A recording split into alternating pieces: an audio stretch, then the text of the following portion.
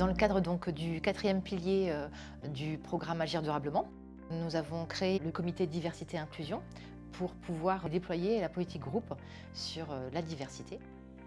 Nous sommes une dizaine à être formés aujourd'hui, parce que d'autres formations sont à venir, à la fresque de la diversité. Pour l'instant, moi j'en suis à ma 6e fresque, et le but c'est d'en animer le plus possible chez Saint-Gobain. La fresque de la diversité est un jeu qui a été créé en partenariat entre l'ESSEC et la société Bellu Games sous le format de la fresque du climat. C'est un atelier qui dure 3 heures. On a 42 cartes, 5 lots en tout.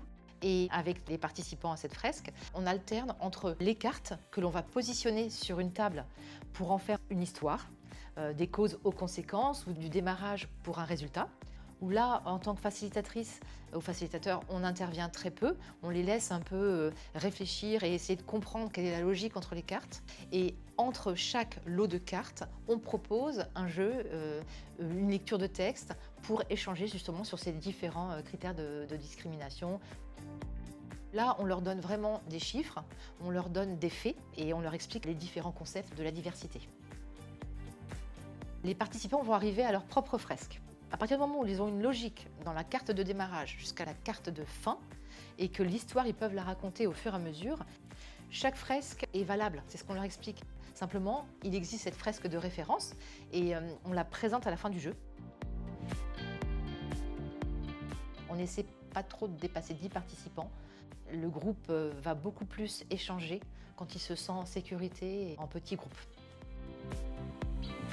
L'ambition, c'est de pouvoir vraiment avoir différents référents diversité et inclusion dans chaque société, chaque entreprise Saint-Gobain, et de pouvoir après proposer des actions qui seraient déployées au sein de chaque entreprise. J'ai trouvé que c'était un bel exercice de partage des définitions et de travail notamment sur la prise de conscience de ces biais. Quelques a priori au départ, parce que c'est des sujets pour lesquels les gens amènent du vécu, mais finalement la bienveillance globale de l'atelier fait que ça s'est très bien passé. Le premier effet surprise de l'exercice, c'est qu'en fait la discrimination peut être partout et surtout inconsciente. Ce qui m'a étonné, c'est la difficulté que l'on peut avoir à objectiver des comportements, des actions conscientes ou inconscientes. Ça nous fait apparaître qu'on est des acteurs de discrimination potentiels en puissance.